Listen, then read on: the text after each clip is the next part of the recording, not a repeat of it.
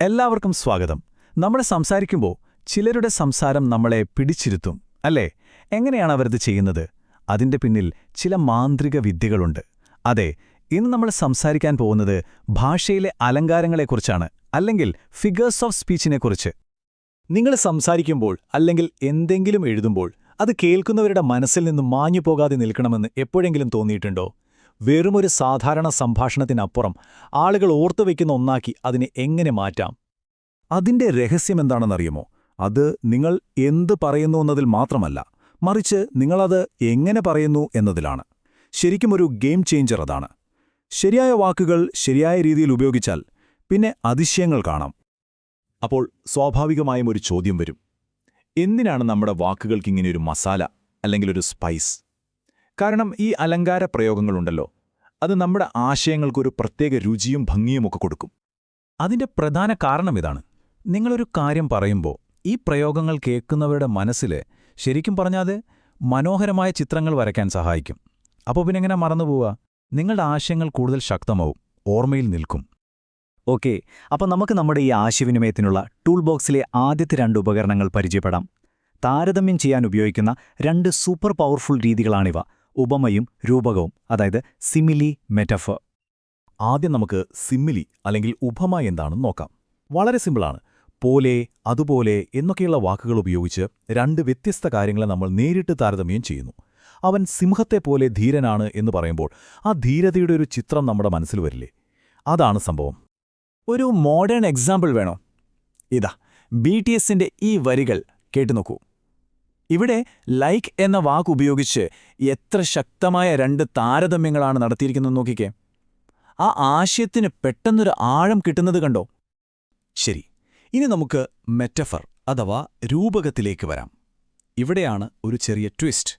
ഇവിടെ നമ്മൾ പോലെ എന്ന വാക്കൊന്നും ഉപയോഗിക്കില്ല. പകരം നമ്മൾ ഒരു കാര്യത്തിനെ എടുത്ത് അത് മറ്റൊന്നാണ് എന്നങ്ങ് നേരിട്ട് പറയും.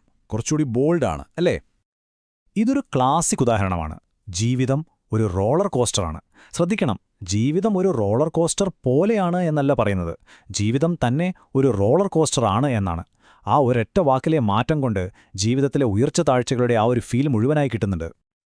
അപ്പോൾ ആ വ്യത്യാസം ശരിക്കും മനസ്സിലാക്കാൻ ഈ 2 വാക്യങ്ങളൊന്ന് നോക്കൂ. അവളൊരു മത്സ്യത്തെ പോലെ നീന്തുന്നു. ഇതുപമ. ഇനി അടുത്തത് കേട്ടോ. അവളൊരു മത്സ്യം ആണ്. ഇത് രൂപകം. കണ്ടോ, ആശയം ഏകദേശം ഒന്നു തന്നെ. പക്ഷേ രണ്ടാമത്തേന് എന്തൊരു ശക്തിയാണ് നോക്കിക്കേ. കൂടുതൽ ഉറപ്പുള്ള, ഡയറക്റ്റായൊരു പ്രയോഗം. ഓക്കേ, ഇനി നമുക്ക് ഭാവനയെ കുറച്ചുകൂടി ഒന്ന് ഉണർത്തുന്ന 2 കിടിലൻ ടൂൾസ് നോക്കാം.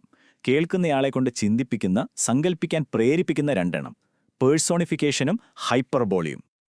എന്താണ് ഈ പേഴ്സോണിഫിക്കേഷൻ? സിമ്പിളായി പറഞ്ഞാൽ, ജീവനില്ലാത്ത വസ്തുക്കൾക്കോ അല്ലെങ്കിൽ ചില ആശയങ്ങൾക്കോ ഒക്കെ മനുഷ്യന്റെ സ്വഭാവവും പ്രവൃത്തികളും കൊടുക്കുക. ശരിക്കും പറഞ്ഞാൽ നമ്മുടെ സംസാരത്തിന് ഒരു ജീവൻ കൊടുക്കുന്ന പരിപാടിയാണിത്. ഒരു ഉദാഹരണം കേൾക്കുമ്പോൾ ഇത് ക്ലിയറാവും. അവസരം നിങ്ങളുടെ വാതിലിൽ മുട്ടുന്നു. സത്യത്തിൽ അവസരമെന്ന് പറയുന്ന ഒരു ഐഡിയയ്ക്ക് വന്ന് വാതിലിൽ മുട്ടാനൊന്നും പറ്റില്ലല്ലോ. പക്ഷെ ഇങ്ങനെ പറയുമ്പോൾ അവസരം ഒരു വ്യക്തിയെപ്പോലെ നമ്മുടെ തൊട്ടടുത്തെത്തി നിൽക്കുന്ന ഒരു ഫീല് കിട്ടുന്നില്ലേ? ഇനി അടുത്ത ആള് ഹൈപ്പർബോളി. മലയാളത്തിൽ നമ്മൾ അതിശയോക്തി എന്നൊക്കെ പറയും. ഇത് നമ്മളെല്ലാവരും സ്ഥിരം ഉപയോഗിക്കുന്ന ഒന്നാണ്. ഒരു കാര്യം ഊന്നി പറയാൻ വേണ്ടി മനഃപൂർവ്വം അതിനെ ഭയങ്കരമായി പെരുപ്പിച്ച് കാണിക്കുക. ഞാൻ നിന്നോട് ഇത് 1,00,000 തവണ പറഞ്ഞിട്ടുണ്ട് എന്ന് നമ്മൾ ദേഷ്യത്തിൽ പറയില്ലേ? സത്യത്തിൽ നമ്മൾ 1,00,000 തവണയൊന്നും പറഞ്ഞിട്ടുണ്ടാവില്ല. എന്നാലും ഒരുപാട് തവണ പറഞ്ഞു എന്ന് ആ കേൾക്കുന്നയാൾക്ക് കൃത്യമായി മനസ്സിലാവും. അതാണ് ഈ അതിശയോക്തിയുടെ പവർ. ശരി, ഇതുവരെ നമ്മൾ അർത്ഥം വെച്ചുള്ള കളികളാണ് കണ്ടത്. ഇനി നമുക്ക് ഭാഷയിലെ സംഗീതത്തിലേക്ക് കടക്കാം. അതെ, വാക്കുകളുടെ ശബ്ദം വെച്ച് മാജിക് കാണിക്കുന്ന 2 ടെക്നിക്കുകൾ: അലിറ്ററേഷനും ഓണോമാറ്റോപ്പിയയും. അപ്പോൾ ആദ്യം അലിറ്ററേഷൻ. ഇതിന് നമ്മൾ പ്രാസം എന്നൊക്കെ പറയും. ഒരു വാക്യത്തിലെ അടുത്തടുത്തുള്ള വാക്കുകൾ ഒരേ അക്ഷരത്തിലോ ശബ്ദത്തിലോ തുടങ്ങുക. ഇത് കേൾക്കാൻ ഒരു പ്രത്യേക താളം കൊടുക്കും. അതുകൊണ്ട് തന്നെ അത് ഓർമ്മയിൽ നിൽക്കാനും എളുപ്പമാണ്. ഈ ഫേമസ് ടങ് ട്വിസ്റ്റർ ഒന്ന് കേട്ടുനോക്കൂ. She sells sea shells by the seashore. ആ സ് സ് എന്ന ശബ്ദം ഇങ്ങനെ ആവർത്തിച്ചു വരുന്നത് കേട്ടില്ലേ? ഒരു പാട്ട് പോലെ തോന്നുന്നില്ലേ? അതാണ് അലിട്രേഷന്റെ ഭംഗി. ഇനി ഓനോമാറ്റോപ്പിയ. എനിക്ക് തോന്നുന്നു ഇതാണ് ഏറ്റവും രസകരമായ ഒന്ന്. വളരെ സിമ്പിളാണ്. ഒരു വാക്ക് അതുണ്ടാക്കുന്ന ശബ്ദത്തെ തന്നെ അനുകരിക്കുന്നു. അതായത് വാക്കും ശബ്ദവും ഒന്നു തന്നെ. ഉദാഹരണത്തിന് സ്പ്ലാഷ്, ബസ്, റോർ ഈ വാക്കുകൾ പറയുമ്പോൾ തന്നെ ആ ശബ്ദം നമ്മുടെ ചെവിയിൽ മുഴങ്ങുന്നില്ലേ? വെള്ളം തെറിക്കുന്ന ശബ്ദം, വണ്ട് പറക്കുന്ന ശബ്ദം, സിംഹത്തിന്റെ ഗർജനം എല്ലാം ആ വാക്കിൽ തന്നെയുണ്ട്. ഓക്കെ, ഇനി കുറച്ച് കൗശലം, കുറച്ച് ബുദ്ധിയൊക്കെ ഉപയോഗിച്ചുള്ള ചില പ്രയോഗങ്ങൾ നോക്കാം. വാക്കുകളുടെ അർത്ഥം വെച്ചുള്ള കളികളാണിവ. നമ്മൾ പ്രതീക്ഷിക്കുന്നതിനെയൊക്കെ ഒന്ന് മാറ്റിമറിക്കുന്ന ചില രസകരമായ ഐറ്റംസ്. ഒരു ചെറിയ തമാശയിലൂടെ തുടങ്ങാം. ഇത് പണ്ണിന് ഒരു നല്ല ഉദാഹരണമാണ്. ചോദ്യം ഇതാണ്: ഒരു താറാവ് ബാറിൽ കയറി ചെന്നിട്ട് ബാർടെൻഡറോട് എന്തായിരിക്കും പറഞ്ഞിട്ടുണ്ടാവുക? ഉത്തരം: put it on my bill. കണ്ടോ, ഇവിടെ ബിൽ എന്ന വാക്കിന് രണ്ട് അർത്ഥമുണ്ട്. ഒന്ന്, നമ്മൾ പൈസ കൊടുക്കാനുള്ള ബിൽ, പിന്നെ താറാവിന്റെ ചുണ്ടിനും ബിൽ എന്ന് പറയും. ഈ രണ്ട് അർത്ഥങ്ങൾ വെച്ചുള്ള കളിയാണ് പൺ. ഇനി ഇതുപോലുള്ള മറ്റ് രണ്ട് കളികൾ കൂടി വേഗത്തിൽ നോക്കാം. ഒന്ന്, ഐറണി. അതായത് നമ്മൾ ഒന്ന് പ്രതീക്ഷിക്കുന്നു, പക്ഷേ സംഭവിക്കുന്നത് നേരെ തിരിച്ചായിരിക്കും. മുങ്ങില്ല എന്ന് പേരിട്ട് ടൈറ്റാനിക് കപ്പൽ മുങ്ങിപ്പോയതുപോലെ. അടുത്തത് ഓക്സിമറോൺ. സീരിയസ്ലി ഫണ്ണി എന്നൊക്കെ പറയില്ലേ? അതായത് നേർവിപരീതമായ രണ്ട് വാക്കുകൾ ഒരുമിച്ച് വയ്ക്കുക. അപ്പോ നമ്മളിപ്പോ ഒരുപാട് കാര്യങ്ങൾ പഠിച്ചു അല്ലേ? ശരിക്കും പറഞ്ഞാ ഈ അലങ്കാര പ്രയോഗങ്ങളെല്ലാം നിങ്ങളുടെ കയ്യിലുള്ള ഒരു ടൂൾ ബോക്സ് ആണെന്ന് കരുതാം. ഓരോ സാഹചര്യത്തിനുമനുസരിച്ച് എടുത്തു ഉപയോഗിക്കാനുള്ള അടിപൊളി ടൂൾസ്.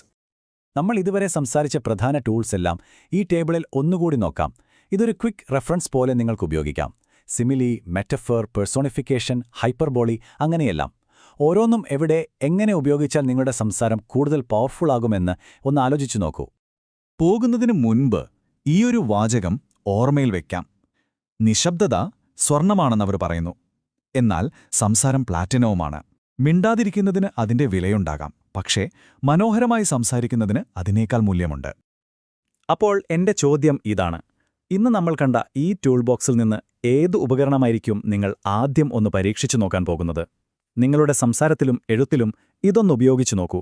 നിങ്ങളുടെ ഭാഷയെ കൂടുതൽ മനോഹരമാക്കൂ. നമുക്ക് വീണ്ടും കാണാം.